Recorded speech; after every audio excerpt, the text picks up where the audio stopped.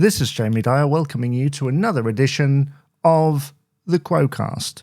And I'm joined by Karl to talk about his memories of attending the End of the Road tour 40 years ago in 1984. Yes. How long ago does that feel, hearing that number out loud? It's amazing. It's so long ago. In some respects, it just feels like really I remember some details of it really, really clearly. It just doesn't seem that long ago at all. It's frightening, really, to think how long ago it was. I'm sure there are many fans who agree with you on that point. How did you kind of lead up to attending that tour? Like, where were you as a fan at that time? I would have been 16 at the time. I was basically obsessed with Quo as a teenager. I had a couple of mates who were quite keen on them as well, but they were far and away my favourite band. So when I one day saw the front page of a newspaper saying what was going on, that Quo were coming to an end, I was absolutely devastated. So me and my mates basically tried to find out as soon as we could what dates they were doing and make sure we got to see them while we got the chance. I ended up going to two gigs on the tour and Milton Keynes. Wow, what were the other two? The first one was the first British date on the tour, which was the first of, I think it was 3 nights at the NEC that they did. Mm-hmm. I went to Deeside Leisure Centre a week or two after that, I think it was, and then in July off to Milton Keynes for the final show. And just to step back for a moment, had you seen them before this tour?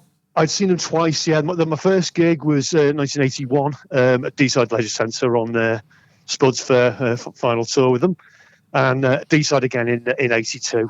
I know it's a long time ago. What were kind of your first impressions of the band in 84? The band in 84. Well, to be honest, I thought they were better at that point than they'd been on the previous previous couple of tours. Actually, it really hit home for me, especially the first night at the NEC. I don't know what it was that night. Maybe it's just the excitement at the set list, or just getting to see them again. But in all the years I've been going to gigs, and God knows how many hundreds of gigs I've been to, that gig for me still remains one of the best couple of gigs I've ever seen by anyone. I just thought they were absolutely on fire that night. I adored it. And what do you think it was? Do you think it was the set list, the crowd, kind of the energy? The set list, the crowd. The band did seem to be performing really, really well. And as I say, because it was the last tour, getting to see them, it was just, being such an enormous fan at the time, it was, I guess it all added up. And made a very memorable night even now, Well, I was going to say, do you think fans were kind of emotional because you didn't know they were going to come back? Well, of course, yeah. Nobody was aware at that point what was going to happen within a couple of years. But it was just such a great night. I mean, hearing stuff that was unexpected at the time. They put Paper Plane in the set. They'd added Just Take Me on the Backwater. And, of course, the Mystery Medley, which people subsequently, over the years, became a bit sort of fed up of it. Hearing that for the first time, Mystery song, Railroad, most of the time. And Slow Train, tracks that you never would have imagined hearing live, and there they were, So at Milton Keynes, that was a big gig, wasn't it? Oh, it was huge. I think it was something 42 or something like that, 45,000 or something like that, I think was the official figures for it. But yeah, it was colossal. It was enormous. How on earth did you find the toilet? I mean, there must have been a lot of... That is one thing I don't especially remember, actually. I guess we probably just... there must have been some sort of rudimentary facilities, but what exactly they were, I can't remember. But it was a long, gloriously hot day. It was absolutely wonderful. I mean, the other bands were by and large pretty decent throughout the day, but everyone was only really there for one band, and they just Quo couldn't come on quick enough, really. Do you think it was good value, kind of putting those extra bands in, almost making it like a festival? Yeah, it was. Yeah, it was. It made a day of it. Yeah, it was. As I said, it was a beautiful summer's day. So it was. It was really, really glorious day out all round. It was just.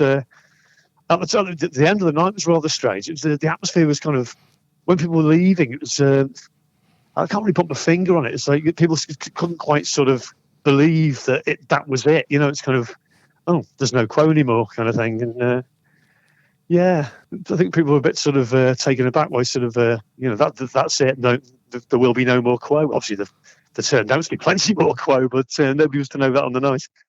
No, I was going to ask you, were you aware that they were filming? Was it obvious?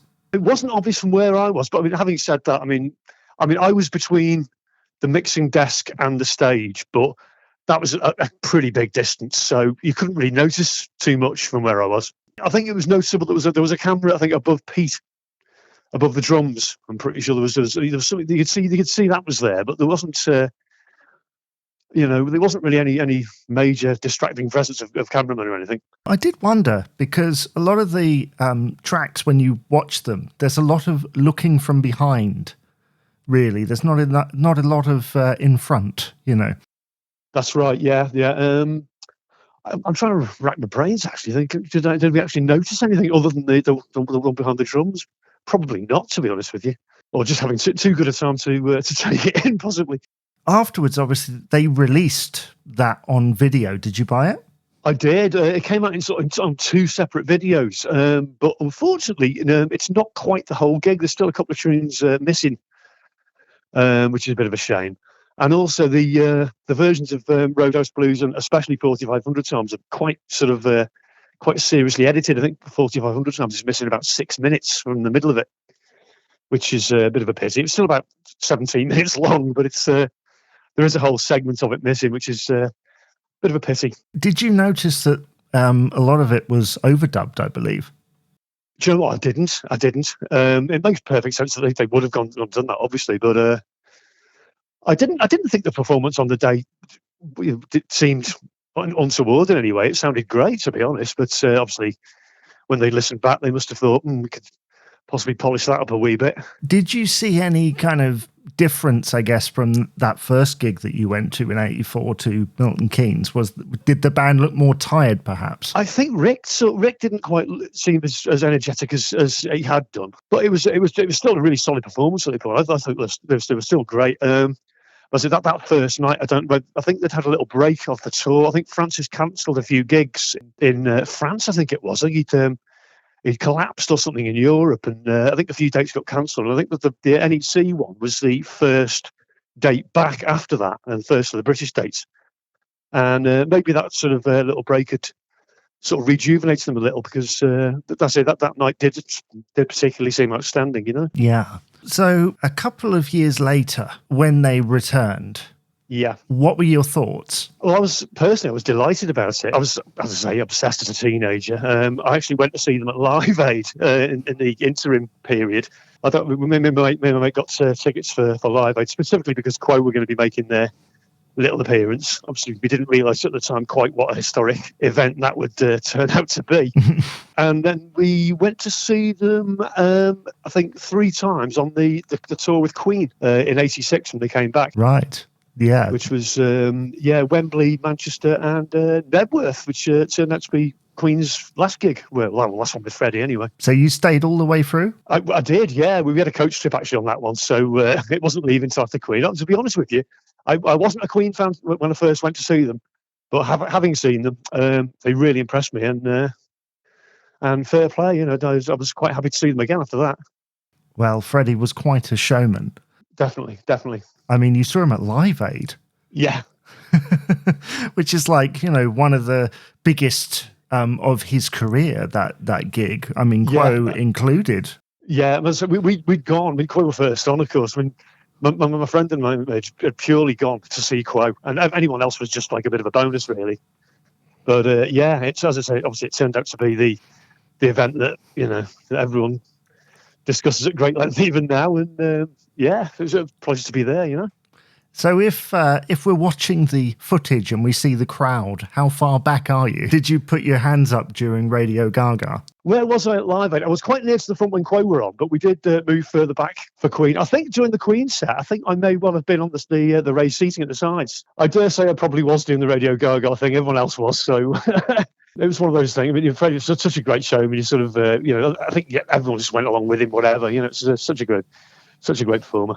Yeah, I have so many questions about Live Aid, but we'll move on from there. You can come on another time. We'll have a chat about the Style Council and Nick Kershaw and Adam and the Ants singing their new song rather than one of their hits. That was one of the more questionable career moves. Yeah.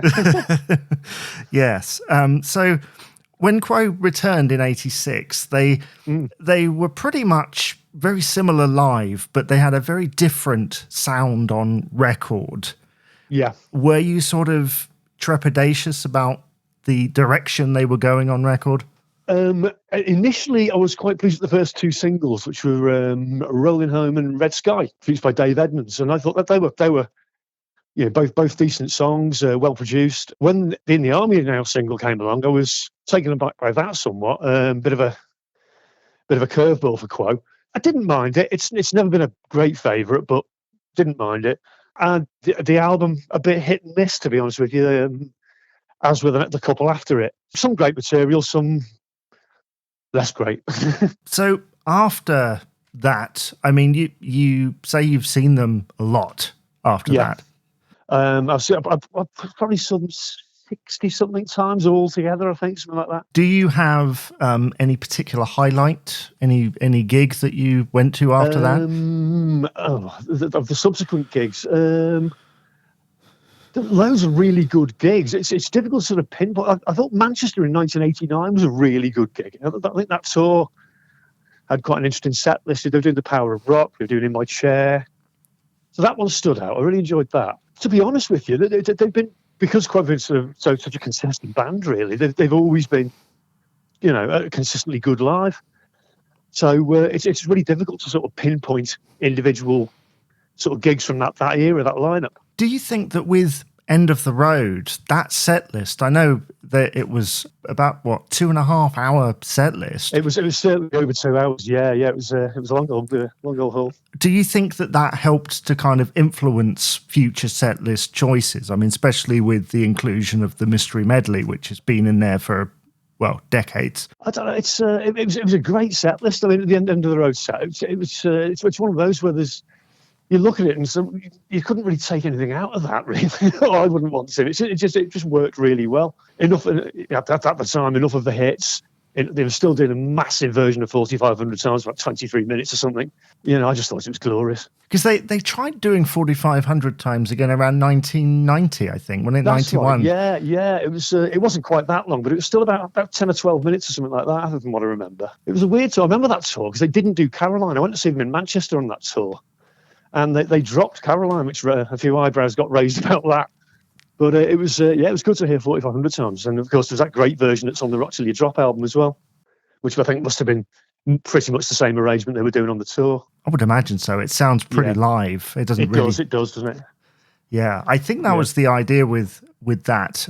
Obviously, years afterwards, the Frantic Fall reunited. Did you get to go to that tour? I wasn't missing that. Yeah, I went to on each tour they played Manchester twice, so I went to both Manchester gigs on both tours. So I was absolutely delighted. I never saw that coming in a million years. I suppose nobody did really, but it was just absolutely probably because it was the first band I'd ever gone to see live on what was Spud's final tour in '81, and to see them back together again was just wonderful, absolutely wonderful. And again, some of the set list choices, fantastic. April, Spring, Summer and Wednesdays, always been a massive favourite. I might have had something in my eye when they played that. And a lot of eyebrows raised, to use your phrase, when they didn't play Rockin' All Over the World or whatever you want. Yeah, I know there were some people who were expecting the usual sort of, the hit show. Some people, I guess, weren't too pleased about that. But personally, I was in the absolutely delighted camp. I mean, obviously, having seen both John and Pete Kircher live, how do you think Pete kind of changed the dynamic? I think Pete was more straightforward and sort of a simpler drummer than John. John had more flair to his playing, I would say. Having said that, especially on the End of the Road tour, Pete was really driving the band. You see that on the Milton Keynes video. He's laying into that drum kit. I think by '84 he'd really sort of found his feet live and had really settled into the band great. It's just a shame that he didn't really take any part of the band after that, you know. How do you think it would have been different from your perspective if he had stayed, say, past 86? That's an interesting one, isn't it? I think the songs may have been played rather slower. It's hard to say, really, because I'm obviously that material. Jeff's playing on it. It's always been Jeff. Whenever I've heard it, it's kind of difficult to imagine how it would have panned out with Pete. But yeah, hard to say. I'm not quite sure I can answer that one. Yeah, so I know that Pete is a bit of a divisive figure, because he came after John, and how do you replace John? You can't. Yeah. And exactly. I know my dad used to call him the boom tish drummer. I know what he means by that. Yeah. Yeah, exactly. It's kind of I mean, the drum sound on the records wasn't great. The material he was playing on wasn't perhaps the best. But if you listen to the recordings from the End of the Road tour, I think that speaks for itself. He's clearly a great player when given the chance. And in the end, when you're working as the rhythm section with Alan Lancaster, and Alan was quite a heavy player when it came to bass. Yeah. As I say, I think on the 82 tour, Pete was maybe, he's thrown in the deep end, really, wasn't he? He'd only been in the band for a matter of months. But by the time of the End of the Road, I thought it was really gelling. It sounded great. And Alan, in those days, and of course for the Frantic Fall tour, had lead vocals as part of it. How do you think that changes the entire kind of show? Well, it's obviously nowadays it's mainly Francis, isn't it? It gave you that more. There's more variety to the band because they all have three very individual voices. So that opens up the material. Things Alan's heavier tunes for his sort of like bluesier, growlier kind of voice. It was an extra element to the band that I think they did miss when he went. Yes, I think so. Yeah, and it was great to hear him on the on the reunion tour, even though clearly he was physically somewhat frail. Vocally, my God, what a sound! He still sounded just as good as he ever had. Oh yeah, to hear him on Backwater, Just Take Me, Is There a Better Way? Yeah. He sort of turned the clock back vocally. Yeah, totally. Yeah, I was really, really impressed by him on the reunions. It did kind of show that when there were, more than one lead vocalist, it, like you say, it gave variety. Yeah, totally. Yeah, it's once I know a friend of mine was watching once the Milton Keynes video with his youngest son. He would have been probably 12 or 13 at the time. He was aware of Quo, but had seen them largely on the telly with Francis singing. And he was watching Milton Keynes, and he'd watched Rick singing a couple of tunes, and he'd watched Alan singing, and he actually said to his dad, "Why do they let the other one sing?" I thought that was a little harsh, but it's Alan was a fabulous singer, as was Rick, and they did miss that when he wasn't there. Well, it is interesting how Alan was never on a single in the UK, at least. Wasn't, was he? On the A side, at least. Yeah. I know, yeah. Maybe just maybe his voice wasn't as instantly recognisable as Francis's. I mean, that'd be a reasonable point. But he was just never given that opportunity. It's a shame Old Rag Blues didn't come out with his vocal. I think that would have worked all right. I don't think that would have been any less of a hit. I think the song was strong enough to have been successful anyway. Yeah, I think so. It's probably one of Alan's best written songs from that period. Mm-hmm, defo, yeah. Yeah, this is interesting. We're going all over the place.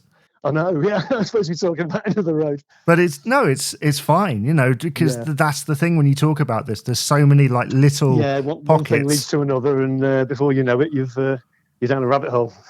40 years since the End of the Road. It's funny, little things you can remember. I mean, I remember being at D-Side Leisure Centre, which was the second gig I went to, and we got sort of quite close to the front during that.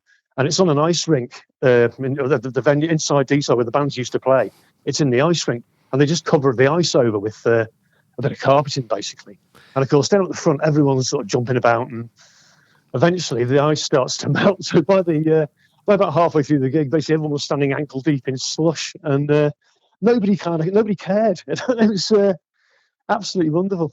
Is that as quaint as it sounds to be a leisure centre? I'm kind of imagining school gym. It was actually huge. The ice rink bit held about 6,000 people. It was quite a big venue. The acoustics weren't the best. It was a bit of an echoey old shed, but because Quo played there 3 times, it was for a little while. It was quite a big touring venue. You get bands like The Who and Rush and The Jam. Loads of, at the time, really big bands were doing it. But I always remember that at the back of the stage, they had these really bright white lights. And at certain points, they'd come on. There was a bit in 4500 times where the band was sort of these musical sort of stabs. And the lights would come on in time with that. And the heat was incredible. It really was. How the band must have felt sort of directly in front of them, I don't know. But even now, 40 years later, I can still remember the sensation of standing there, freezing cold, wet feet, and this amazingly hot light show in front of me. It was quite something. Well, along with, like you say, the audience jumping up and down and all the stuff that comes with that. I mean, how's your hearing now after having been to so many gigs? I do suffer from tinnitus, but that's probably work-related largely. Although that quite won't have helped, but that's largely work-related. But I don't regret it, put it that way. So with End of the Road, is there sort of one memory that kind of sticks out across those gigs that you went to? Do you know, one single memory, it's kind of hard to pinpoint a single one because in their own way, each gig was memorable. I suppose Milton Keynes really, because just the emotion of the whole occasion, you know, with everyone assuming that would be the last we ever saw of them. And just trying to take it all in for that one last time. The glorious firework just by the end of the night. It was wonderful, absolutely wonderful. And the light show as well. Yeah. Everyone's amazement when the QUO lights came on around one side of the PA, the stage, and the other side of the PA. That was quite something. Everyone was well impressed with that. Thank you so much, Karl, for appearing on the podcast today. My pleasure, Jamie. It's an absolute pleasure. Great to chat with you.